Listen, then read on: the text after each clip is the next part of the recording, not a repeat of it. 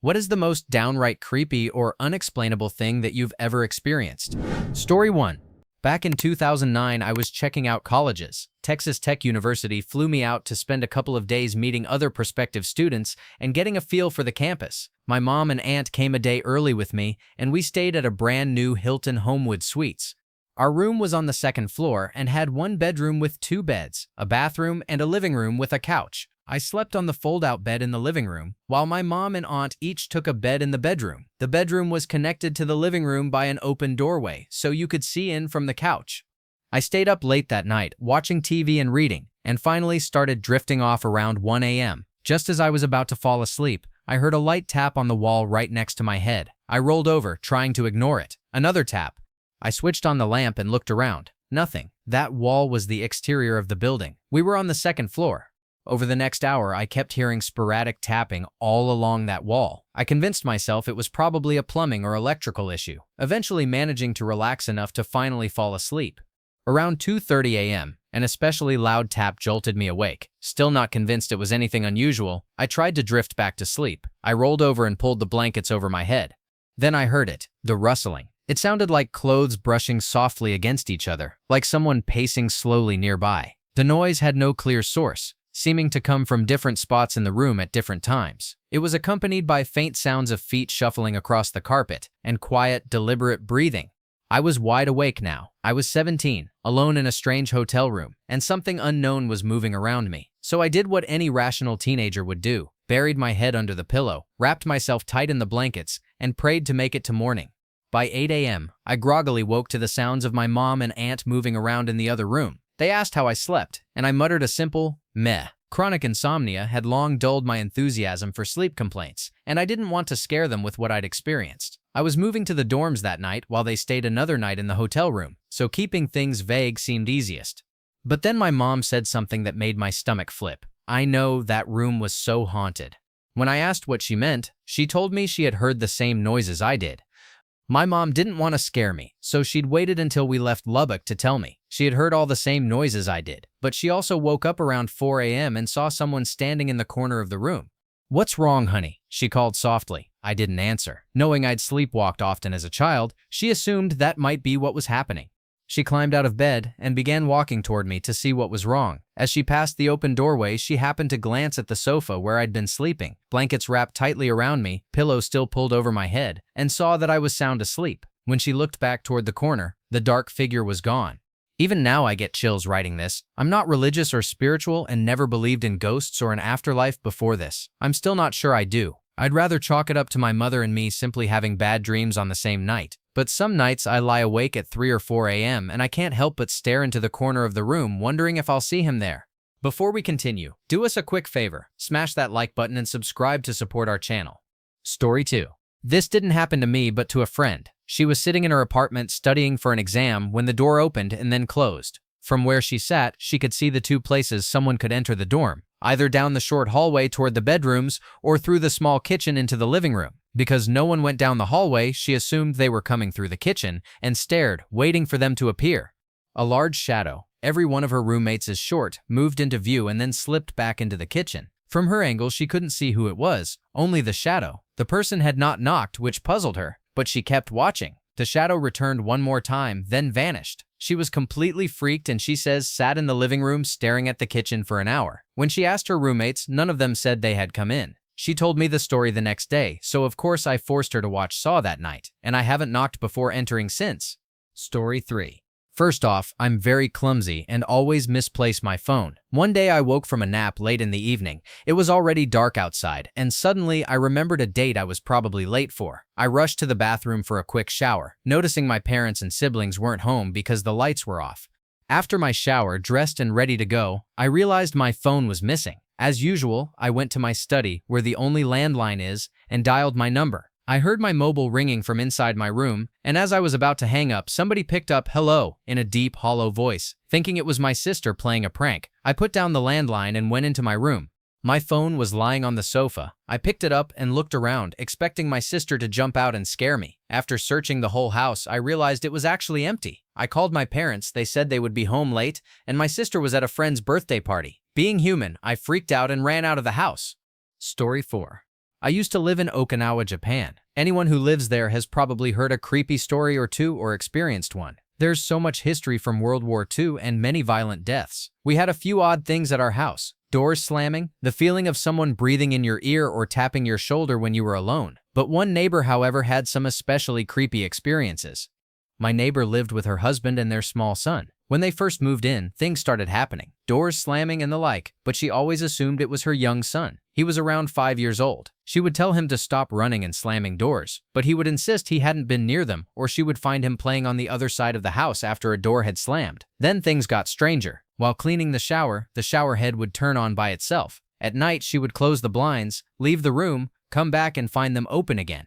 She put her son to bed one night, and about 15 minutes later, he came into the living room. She told him he needed to go back to bed. He said he wanted to and that he was tired, but the little boys in his bedroom would not let him sleep. They kept calling his name and asking him to come play. This freaked her out, of course, but she thought he was probably dreaming, so she put him back in bed. He complained again for a bit, but it finally stopped.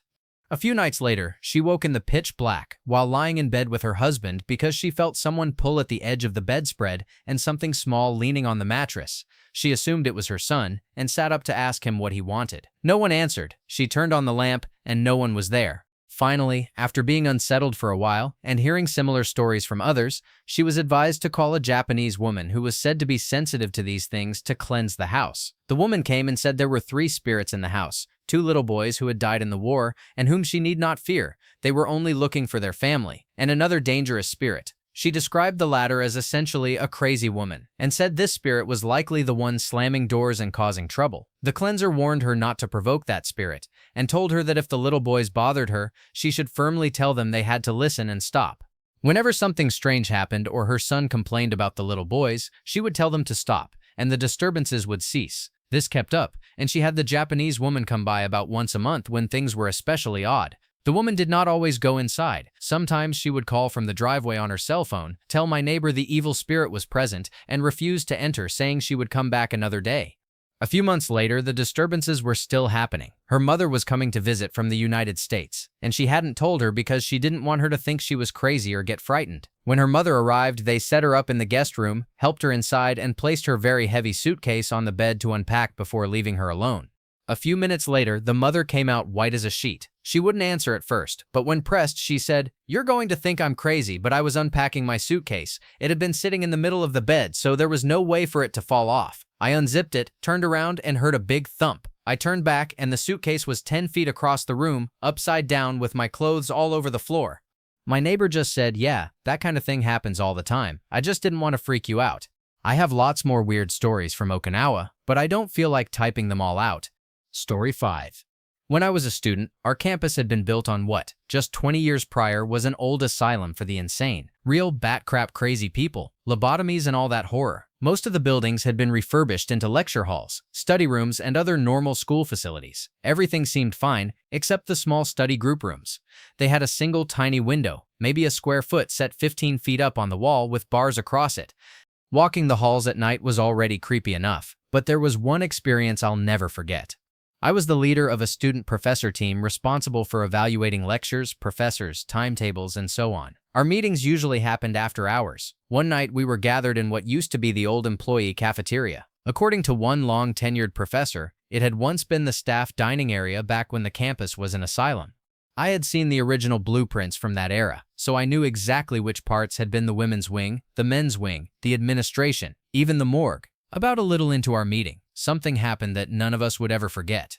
All 8 of us simultaneously turned our heads toward an open window overlooking the old women's wing. We had all heard it. A blood-curdling scream, clearly a woman's. It wasn't a whisper or an indistinct noise. This was sharp, loud, unmistakable. What made it truly horrifying was that we all knew we were the only ones on campus. The doors were locked, the lights dim, and no one else should have been there. Yet the scream was real. We had all heard it, felt it. Nobody spoke for several seconds. Nobody needed to. Our eyes said it all. That was friggin' creepy. Story 6.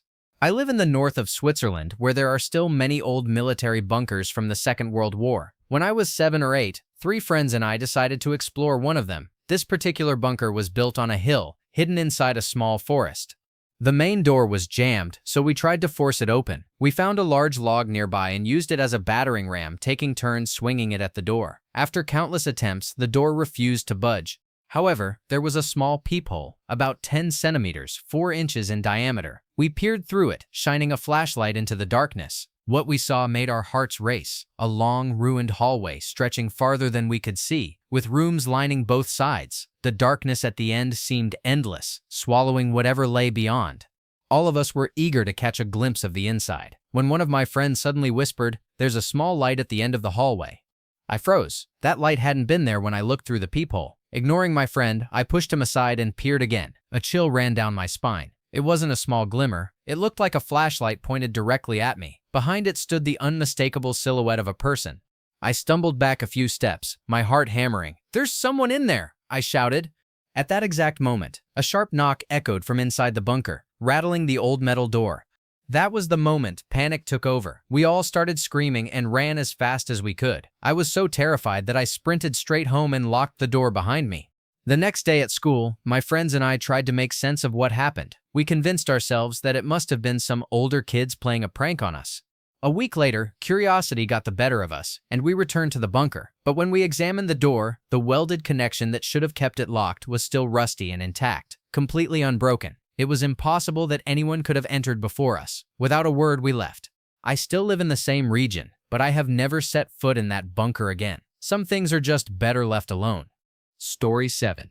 My house is definitely haunted. Honestly, I'm not sure if it's a traditional haunting or if my son somehow brought a poltergeist with him. They say emotionally disturbed children can attract them, so maybe that's part of it.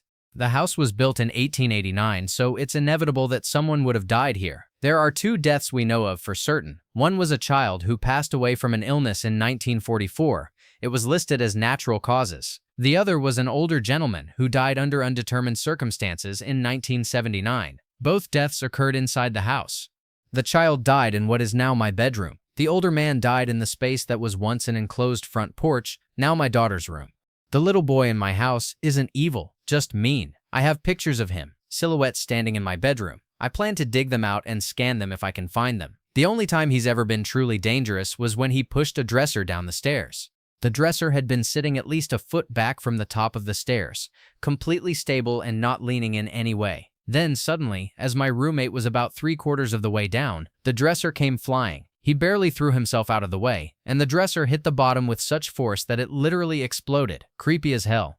The old man is quieter. He mostly just lingers in the entryway. My daughter says he tucks her in when she's cold and claims to have talked to him, though I've never seen him myself. When we first moved in, there was a satchel of dried red peppers hanging in the entryway. I threw it away, but it kept reappearing. This went on for months until I finally asked him to stop. It was giving my roommate headaches. After that, the satchel stayed gone. Not exactly terrifying, but it's unsettling knowing someone or something was insisting on keeping it there.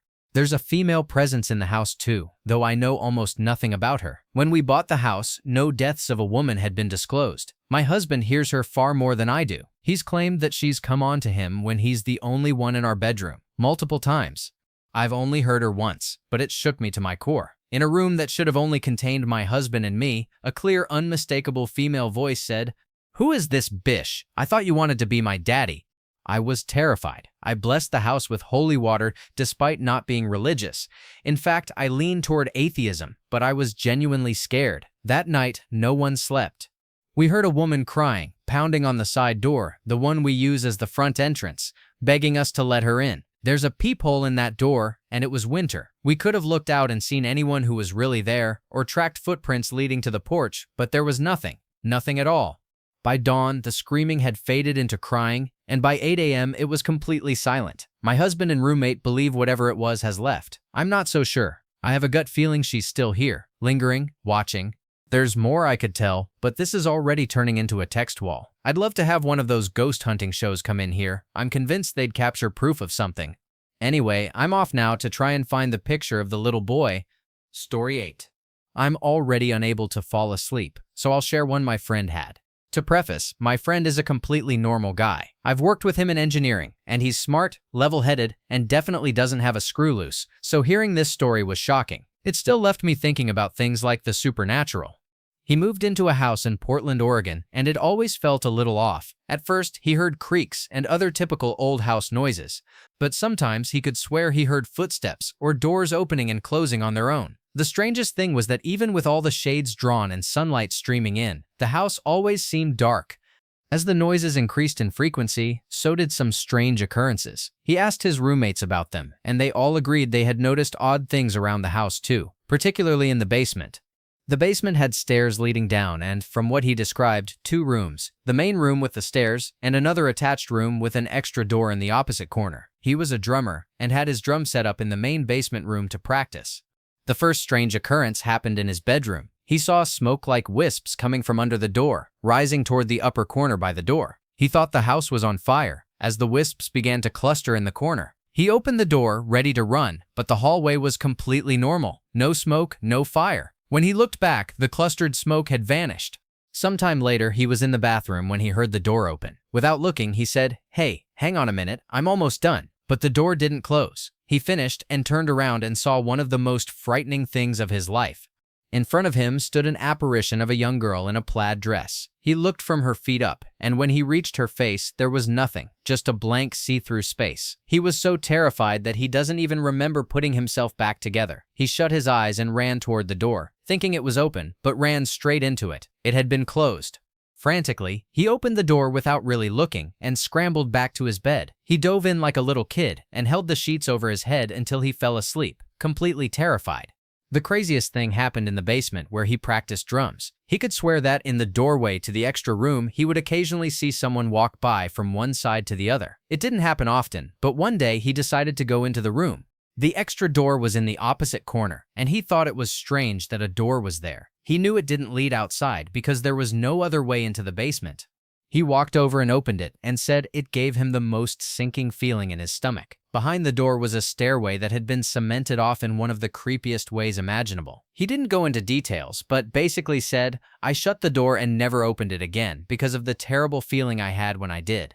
Being a drummer, he had met all kinds of people during his tours around the country. One time, he was talking to a man he had met about his house and the strange happenings. The man looked at him as serious as a heart attack and said, "I can help you with this house and these happenings." My friend was skeptical. He doesn't usually believe in things like this, but he accepted the offer, thinking, well, why not? The worst that could happen is nothing. The man met my friend at his house and brought a most peculiar bell. My friend described it as having the most piercing sound he had ever heard. The man entered the house ringing it, mumbling something under his breath as he moved through each room. Eventually, he asked my friend where the most activity occurred, and my friend told him about the basement. The man went straight there and instantly approached the extra room. He asked, does this door have something?" My friend was amazed. He hadn't mentioned anything specific about the basement, yet the man had singled out the door. My friend told him yes, and explained how he had opened it only once because it had been so terrifying. The man then proceeded to open the door and instantly fell to his knees, shrieking and ringing the bell furiously. My friend was completely freaked out and didn't know what to do. Before he knew it, the man jumped up, ran up the stairs, and burst out the front door. My friend quickly followed and caught up with him on the sidewalk. He asked, "What was that all about?" The man looked at him and said, "Whatever was in your house, I just chased it out." Still bewildered, my friend watched as the man handed him an octagon-shaped pendant. He explained that placing it above the door would protect him as long as it remained there. My friend thanked him politely, still skeptical and trying to process what had just happened, but he put the pendant above his door. From that day on, all the strange noises, footsteps and doors creaking stopped. The oppressive darkness that always seemed to fill the house, even with the windows open, vanished. Finishing this story, I still get goosebumps. I promise. It's not BS. Edit. Haters gonna hate, but as an engineer, I can vouch for the validity of this guy's sanity. He was even cautious telling me this story for fear of judgment, and I've had it in the memory banks for about a year now. Anywho, I got in touch with Aaron and this is his reply. As the Aaron in the story, I can tell you it is 100% true. The woman wore a plaid dress, big white squares with thick brown crosshatches around them. She had no shoes, and I could see the faint outline of the open door behind her. I assumed it was my roommate Daphne. When I looked up at her face, nestled between her shoulder-length blonde hair, it was nothing more than smoke. It was like someone smoking a cigarette, but no cigarette, no face, only smoke drifting in the faintest breeze. When I ran through her, it felt as if I had jumped into a frozen pond. I can still feel that cold to this day. As for the octagon my friend placed above the door, It was a yellow wooden octagon. On it were 3 black horizontal lines near the top, and in the center sat an octagon-shaped mirror. Months later, while still living in the house, I had a dream that felt incredibly real, unlike any I had ever had before. I was asleep in bed when a man in a black suit woke me. He wore a stylish hat like men did in the 1940s. In the dream, I awoke to the man shaking me. Startled, I gasped and looked at the faceless figure. He leaned close enough for me to feel his cold breath. As he whispered, "It's all been reset." His body seemed to dissolve into white smoke. His clothes, his hat, everything. I awoke in a panic. I'm not sure what it meant, but after that moment, when I had felt his cold breath, my life took a sudden turn for the better. It felt like a strange turning point. I don't know if the octagon is still above that door, but for the sake of anyone who may live there, I hope to God that it is. Also, I don't recall putting myself back together. It was absolutely terrifying. Since this happened on the second story, I had only 2 options: go out the window or run through the ghost. When we first moved in, the house had thick metal grating over every window and door, not regular bars, but the kind you could barely squeeze a finger through. We removed them all, but even so, the house always remained dark. It made no sense, since one entire side of the house faced the morning sun and had no obstructions. The house was incredibly old, a 3-story home with a full basement, 6 bedrooms in all, and all the original dark, polished wood, covered in years of dust. The furnace dated back to 1893. It was huge and seemed to have been converted from coal to oil. I assumed the cemented-off steps were originally used to bring coal down to the basement. There were things in that house that were completely unexplained, so strange. Well before I met my wife, I was dating a woman named Elizabeth. One night, in the gigantic living room, we were sitting by the wood stove, which was seriously the size of a small stove. The room could be closed off with French doors to heat up the entire front section of the house. As she looked me in the eyes and told me she loved me, at the exact same moment, someone pressed the G-sharp 7 key on the piano, sitting in the living room. If you're not familiar with that note, try pressing it. It's haunting in a cavernous space. Both of us screamed. We slammed the stove door and ran upstairs to the bedroom, trying to stay as far away from the piano, which was leaning against the stairs. To this day, that note still creeps me out. Story 9. My mother-in-law was a funny, cool woman. She and my wife were very close, but sadly, she passed away when our son was about 4 months old. A few years later, we were living in an old 1930s-era craftsman house in Pasadena, California. Our son was about 3. One night, while giving him a bath, he started looking over my shoulder, not at random things, but at something specific. After a moment, he asked, "Why does Grandma call Mommy a funny name?" I was taken aback. My wife and I never used that nickname. It was something her mom had called her since she was a baby. I asked him where he heard it. His reply, "The farmer told me." I asked him who the farmer was, and he replied, "His friend." I told my wife the story later, and she was reduced to tears over the nickname alone. We both knew there was no way for him to know it, and we just marveled at the moment. Fast forward to the next weekend. Our son was playing in his room while my wife was at work, and I was home. I suddenly heard him talking as if he were having a conversation, saying things like, "Yes, no, and I don't know that," followed by some laughter. I went into his room and asked what he was doing. "Playing," he said. I asked with whom. His reply, "The farmer." At this point, I'm already thinking about The Exorcist and Captain Howdy. It's pretty unsettling. I asked him where the farmer was. He said he left when you came in. The heck? When my wife got home, I told her what happened, and she was just as weirded out as I was. We had no idea what to do, figuring if it happened again, we'd handle it then. A few days later, in the middle of the night, we both overheard our son saying, "Grandma says you and I can't be friends anymore." Wife and I went to check on him, both a little freaked out. He was just sitting up in bed. I asked if he was okay, and he said, "Yeah, Grandma says I can't play with the farmer anymore." He never mentioned the farmer again. Not once. He's 13 now and doesn't remember any of it. We do, though. Story 10. A couple of years ago, while home from college for Christmas break, a series of strange occurrences happened at my parents' house. They weren't overly creepy, but over the span of 2 weeks, they really freaked me out. The first incident happened while I was drying my hair upstairs in the bathroom. When I finished, as I had done hundreds of times before, I shut off the hairdryer. There's no way I could have left it on. Its sound is far from subtle. The only other person in the house at the time was my mom, who was downstairs waiting for me. When I went downstairs, we heard a weird sound coming from upstairs. The hairdryer, just resting on the counter, had somehow turned itself on. Later that same week, it happened again. A couple of nights after Christmas, I experienced another strange event. I had been given an iHome for Christmas, and I still hadn't taken it out of its packaging. Around 3 a.m., blaring static suddenly filled the house. We had no idea where it was coming from. Eventually, I realized it was the iHome, still in its box, unplugged, and completely inactive until that exact moment. The final incident involved my jewelry box. It's the kind that winds up and plays music, and I hadn't touched it in some time. The dust on top, shaped around a candle I'd left there, made that obvious. In the middle of the night, it suddenly started playing music. That one in particular terrified me. After these incidents, I couldn't help but feel that my parents' house had some kind of energy that I didn't understand. For a short while, it made being home feel unsettling. Story 11. There was a lady, let's call her Annie, who was a friend of my mom's. I lived with her for a few months after college.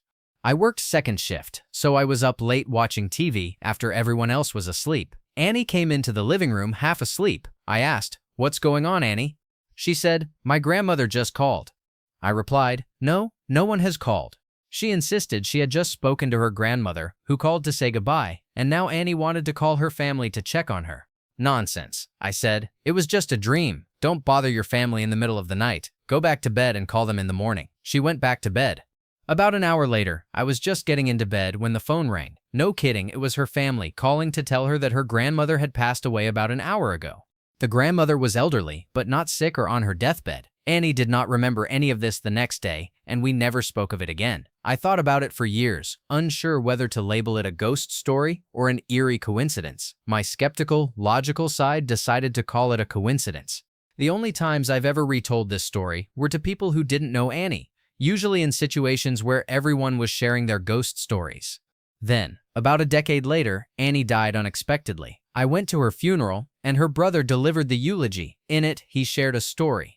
When Annie was about 4, her great-grandmother passed away. The whole family was gathered in the house when someone noticed little Annie had disappeared. After a brief search, they found her in a bedroom, rolling on the floor laughing. "What on earth are you laughing about, Annie?" they asked. Little Annie replied, "Great-grandma was tickling me. She came to tell me goodbye." Story 12. I've lived in some really unsettling places, but one event sticks out the most. One morning, I woke up and, as usual, walked to the mirror to brush my teeth and fix my hair. I was in a relatively small space with a balcony and a sink in the same room, and none of the windows opened. I looked in the mirror and saw one of my plants moving, as if wind were blowing against it. I turned and walked over to the plant, which was next to the door, to check if the balcony door was closed. It was.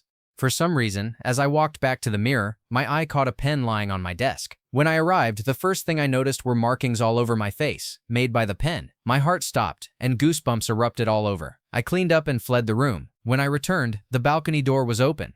Needless to say, I didn't enjoy being there for quite some time after that.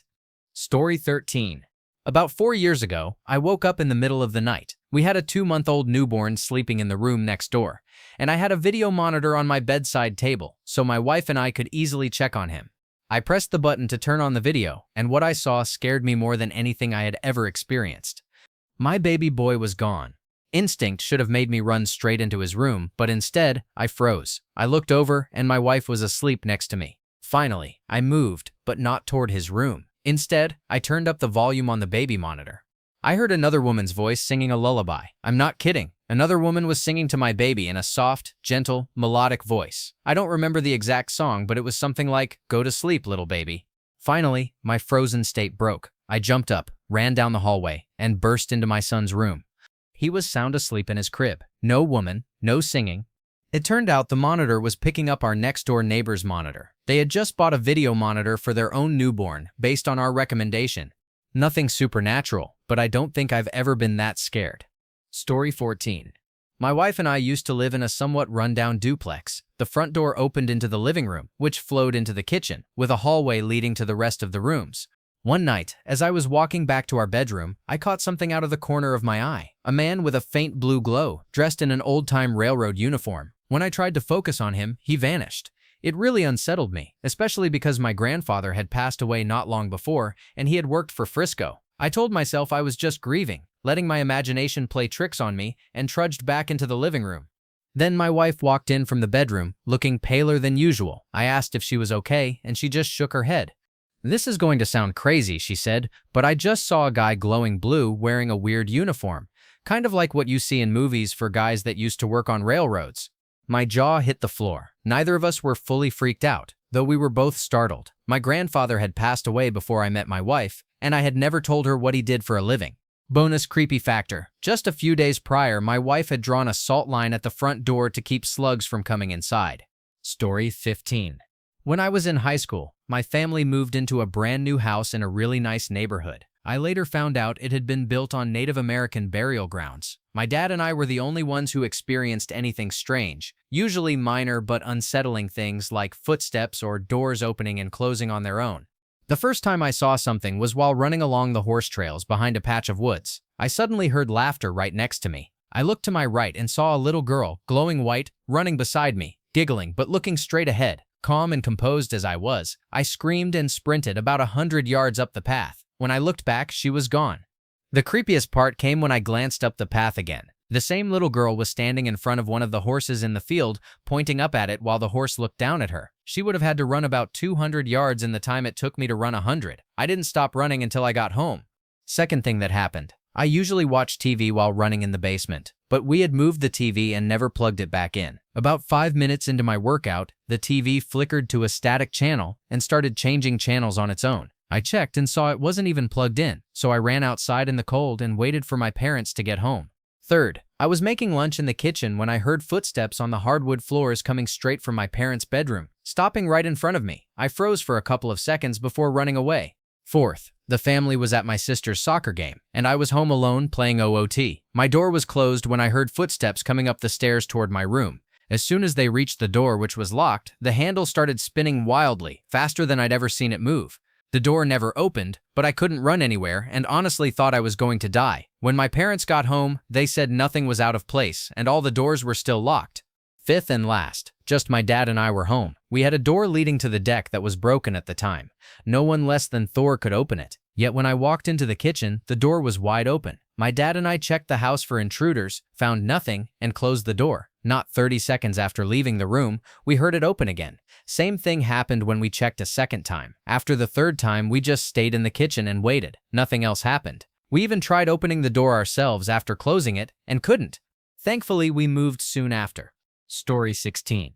Mine isn't creepy, but here's something that stuck with me. My parents used to talk a lot about the afterlife. Once, they had a conversation about, if I die first, I'll send you a sign so you know I'm okay. They agreed that the sign would have to occur at the same time every day to rule out randomness. My dad's sign to my mom would be a single red rose.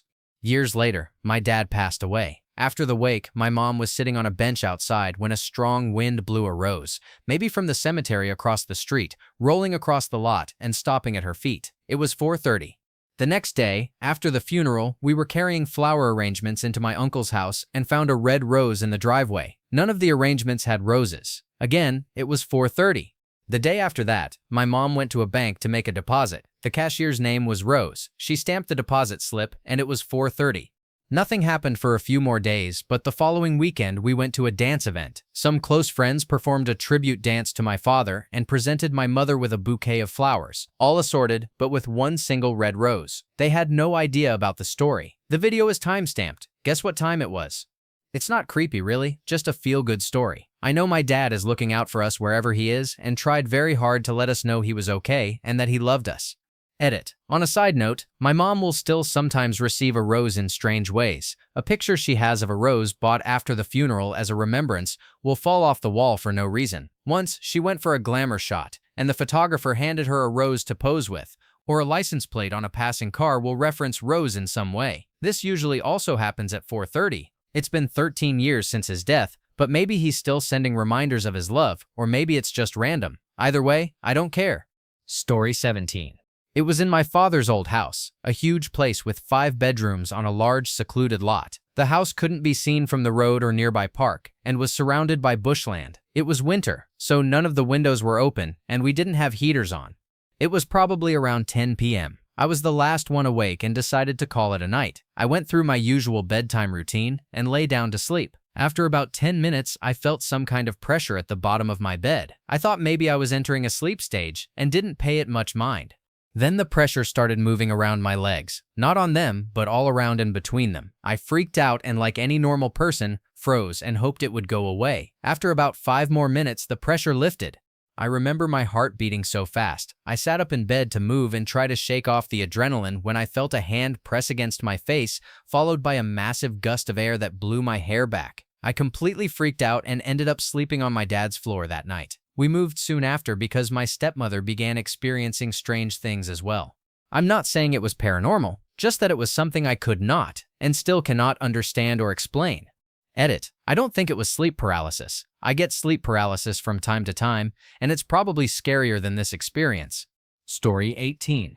I was sleeping peacefully one night when I woke to find my husband in the room. He was wearing a red hat and standing near the door. I lifted my head and asked, "What are you doing?" Then, exhausted, I fell back asleep. He never answered. A minute or two later, I partially woke again, and he was gone. I debated whether to go back to sleep or get up to check if he needed something. A few minutes later, I gathered the energy and got up. I found him in the garage and asked why he had been staring at me in my sleep. He had no idea what I was talking about. I mentioned the hat. He doesn't even own one, and he said he had been in the garage for hours. I was completely creeped out and have no idea how I made it back to my room that night. In the morning, I told myself I had probably been sleeping and imagined the whole thing, but a small part of me still fears the man in the red hat. Edit. Yes, I understand that it was likely a dream or hallucination, hence my last sentence. It was still scary. I'm also afraid of closing my medicine cabinet while looking in the mirror because I'm convinced something will be behind me one day. I'm a chicken. Story 19. I'll preface this by saying I went to boarding school for 6 years. The school was in a tiny town with only one stoplight and sat on a hill about 800 feet up. It used to be an old monastery, hundreds of years old and massive, with 4 stories including a basement that housed a boiler room and long hallways. Not all of the stories I'm about to share happened to me personally, but the people who told them were reliable enough that I believe them. The school discouraged students from sharing these stories, worried it might scare prospective students away by making it seem haunted. The first story happened to me. I was in charge of cleaning the gymnasium at night. Every student had a job either at night or in the morning to help maintain the school. It taught you some practical skills, among other things. Anyway, I was alone that night, getting ready to start sweeping the gym. The gym had 2 floors. The upstairs area was for weightlifting, and you could see it fully from the lower basketball court. As I stepped in, one of the basketballs started rolling on its own. I looked around for open doors. There were none. I chalked it up to randomness, but the ball kept rolling. It made a full circle around the gym and stopped right at my feet. At this point, I was a bit scared but tried to convince myself it was nothing. Then I heard creaking from the second floor and looked up. A girl was standing there, just staring at me. The moment I made direct eye contact, she bolted toward the stairs leading to me and let out a scream I cannot describe. I froze, terrified. Thankfully, she didn't reach me. Instead, she turned left and bolted straight through the main doors of the gym. They didn't open. She just passed right through them. I noped the hell out of there. Story 20. This one still has me baffled. My mom tried to suggest a few reasonable explanations at the time, but none of them make sense to me. Back in high school, my friend and I had a class in a building separate from the main school. The building was surrounded by a fence with a gate near the classroom entrance. The teacher was supposed to let the entire class in through that gate. There was another gate on the opposite side of the building, but we weren't allowed to enter through it. Anyway, my friend and I had a class there after lunch one day. We started walking a little early and waited outside the gate. The bell rang just as we arrived. By this time, at least half the class should have been there. My friend checked her watch. It was exactly the time class was supposed to start. Here's the weird part. Absolutely no one was there, not even other students in the distance, which was odd because other classes had already started. We hung around for about 15 minutes before heading to the secretary back at the main school. If I remember correctly, there was something important happening in class that day, something we had to complete in groups, so we were a bit panicked about missing it. Our obvious thought was that the classroom location had changed, and we had forgotten or missed the announcement. However, the secretary called the teacher, who was annoyed, and told us that the gate had been opened 20 minutes earlier and that we had been at the wrong gate, but we weren't. We went back and found the gate open. The teacher laughed when we told her we had been at the correct gate at the right time. Apparently, the entire class had been at the same spot we had been when class was supposed to start. After class, I spoke to another friend. Coincidentally, she had been on the second story of the building at the time. Class was due to start. A window there looks down at the gate that leads to the classroom. She had seen the entire class at the correct gate and went down to join them. We ended up checking with several other people because it sounded crazy. Everyone confirmed they had been at the same spot we had been at the same time. My friend's watch wasn't wrong or broken. They had all been at the same gate. So, although this story has nothing to do with ghosts, it still freaks me out the most. Story 21. It was my second year at university, and I was living in a creepy townhouse. It overlooked a giant ravine filled with trees, which gave the place a very unsettling feeling when looking out the huge living room windows. Our living room was on the second floor, and the basement had a walkout to the ravine. While living there, I experienced a lot of weird things, but one incident stood far above the rest. One night, I was watching television in our living room. The TV was set up in front of the living room windows. Keep in mind, we didn't have curtains because we were broke-ass poor students, so the eerie ravine outside was always in view. I was cooking pasta, which fogged up the windows completely. It was about minus 20 degrees Celsius outside in the Canadian winter. As I returned from the kitchen, I sat down to continue watching TV. Halfway through my pasta, something caught my eye on the windows. I literally dropped my fork, mouth gaping. There was a fresh handprint streaked across the window from the inside of the house with moisture dripping down. I walked closer, skeptical, and realized my fear was real. Someone, or something, had just pressed their hand against the window. The sheer terror in that moment was overwhelming. Nope, I ran out in my shorts and t-shirt in the freezing cold, straight to my friend's house. Story 22. I was in an ambulance, being transported from a hospital in a small provincial town to the big hospital in the capital. I had severe pneumonia that wasn't responding to the week-old oral antibiotics the doctors had prescribed. In the ambulance, I was choking and struggling to breathe. Later, it was found that I had 750 grams of fluid in my lungs. The ambulance jolted as I gasped for air, and then suddenly I felt a severe blow, like being kicked out of my body. I later read about near-death experiences where people reported seeing tunnels or lights, but this was different. There was no tunnel, no light, just a sudden force that threw me out of my body. I was looking at myself from the side and could see a medical nurse trying to put a breathing mask on my face. At first, I thought something was wrong with my vision, and I panicked. I was seeing everything in 2 dimensions, like on a movie screen, and nearly black and white. It wasn't completely black and white, more like everything was darkened, shades of gray with very little color. I know it sounds strange. I was looking at my body from the side, yet I panicked, thinking something was wrong with my eyes and vision. I was 14 at the time, in a state of panic, and my logic was weak. I was terrified for my eyes and vision when, in that instant, I thought of my mother, and suddenly I was looking at her. She was traveling with my father and my uncle in a car following the ambulance on the road to the capital. It was my uncle's car. I started trying to talk to my mother, telling her that my eyes weren't okay, that something had happened, and I couldn't see properly. She didn't hear me. They continued talking, cursing and criticizing the incompetent doctors at the provincial hospital. They discussed how those doctors had tried to get them to sign some papers after the ambulance left, how they had refused, and how they arranged for me to be admitted to a department led by an experienced and very competent doctor with a unique name I remembered, Associate Professor Koyundorlayev. At that point, the gravity of the situation hit me. I finally realized something strange was happening, that I should not be in this car, and I panicked even more. I began thinking of my friends at school, and the girl I liked. As soon as a thought of someone was sharp enough in my mind, I instantly saw them, as if I were standing next to that person at that very moment. Then the panic intensified. I started jumping from memory to memory at an ever-increasing pace, and everything became a kaleidoscope of people and places. This chaotic jumping from place to place abruptly stopped when an old lady appeared. She was very old, with completely snow-white hair, pure white, not the grayish tones of other colors I was seeing. She took me by the hand, insisted that I look at her, and repeated several times that I should calm my mind so the random jumping from place to place would stop. I realized she was somehow helping me remain calm, to focus only on her, to settle, and to be quiet. Then she proceeded to explain that I was going to fall asleep, and when I woke up, I would be at the hospital. She told me that the doctors would start giving me injections. Some of them would be painful, but I should be brave and endure the pain, and that my condition would improve. She warned that after 2 months, the doctors would propose a surgery. She insisted several times that as soon as I woke up, I must tell my mother to refuse to sign the papers for the surgery. If the surgery were performed, I would die. She emphasized this repeatedly, making sure I understood I had to explain it to my mother immediately upon waking. She also promised that if I followed her instructions, my uncle would bring me lots of delicious chocolates in the hospital. So, long story short, I woke up in the ER and told my mother everything. She was shocked by my detailed description of what had been discussed in the car. I distinctly remember her eyes widening when I mentioned the strange name of the doctor. I frantically insisted that she refused to sign the papers for the surgery. She didn't understand what I was talking about at that moment. No one had mentioned any surgery. My mother tried to calm me down, assuring me that everything was going to be okay and that there would be no surgery. I slept a lot in the hospital and was very weak. The doctors drained the fluids from my lungs using long, thick needles inserted through my back, which was extremely painful. Christmas came and passed as I received strong antibiotic injections, and I slowly began to recover. 45 days later, an X-ray revealed a particular spot on my left lung that refused to heal. 2 months later, it was still there, unchanged. Another X-ray confirmed the same, and the doctors proposed surgery to remove the spot.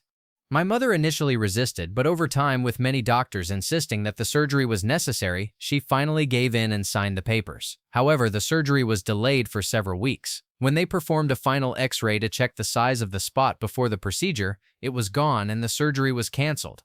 They had all. My mother and the doctors lied to me. My mother had been telling me that there would be no surgery, while they were secretly preparing for it. I only discovered what had actually happened later. My mother also told me how she watched, unable to believe her eyes, as my extremely stingy uncle kept bringing me chocolate after chocolate in the hospital. This happened in Bulgaria, a then socialist country. My uncle worked as a truck driver for international transportation, and that was where he bought the chocolates. On the local market, those chocolates were extremely expensive and nearly impossible to find. Considering how stingy he was, and still is to some extent, my mother found this detail astonishing. She later told me that it was this particular part of the story that convinced her to resist signing the surgery papers for so long, despite the intense pressure from the doctors. I have many other strange memories from these events, but I decided not to share them, as I am not sure how reliable they are. I am only recounting memories I was able to verify with my relatives. Years later, I had my mother, father, and uncle recount their experiences, which I recorded on tape. I drew a line between what I consider reliable and what might be distortions of memory over time. It is important to note that I am not religious, and neither are my relatives. None of us became religious after this incident. TLDR, humans still know next to nothing about life and death. Story 23. Early one morning, around 4:30 a.m., my mother, who was epileptic, had a seizure in her sleep. She became tangled in her blankets and suffocated herself. The paramedics were able to revive her and rushed her to the hospital. I was tasked with calling family to tell them she was in the hospital. The first and most important call was to my grandmother, my mother's mother. Before I could even pick up the phone, it rang. It was my grandmother. It was about 5:30 a.m. my time, but 2:30 a.m. in her time zone. She told us she had seen my mother bathed in golden light and claimed they had talked. She said my mother was gone, but that she had moved on to a better place.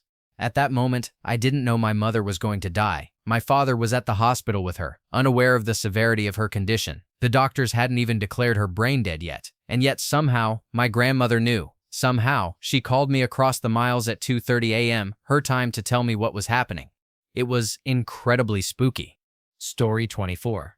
First, I've always been kind of afraid of the dark. Only when I'm alone, I suppose. For about the past week, I've been dog-sitting for my parents. A whole week with just me and the dogs. It's been boring, and so far I haven't left or seen any other people.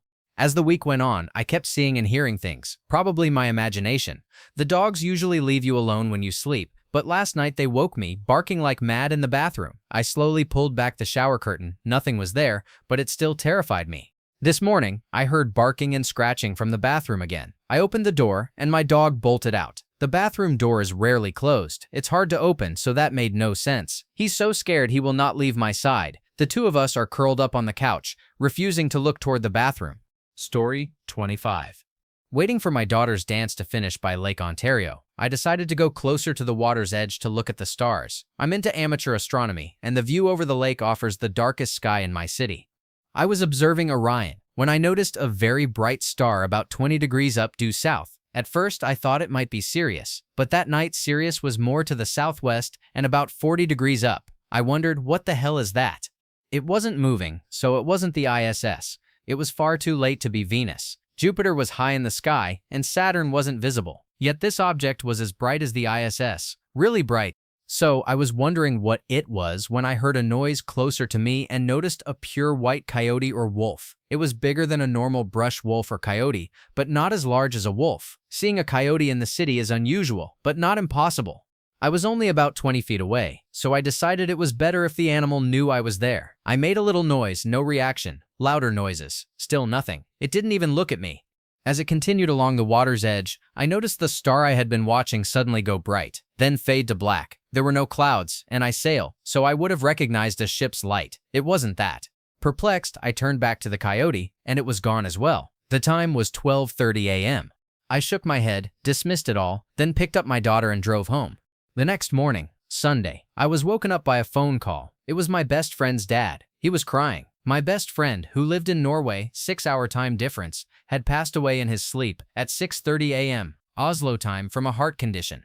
After I hung up, I realized that he had died at the exact same time I had seen the star in the coyote, 6:30 a.m. Oslo time equals 12:30 a.m. Toronto time. A shiver ran down my spine. It could be a strange coincidence, but it feels comforting to think my buddy was saying goodbye to me. Raya P. Dave. Thank you for watching. If you enjoyed this video, be sure to give it a thumbs up, subscribe, and hit the bell icon so you never miss an update.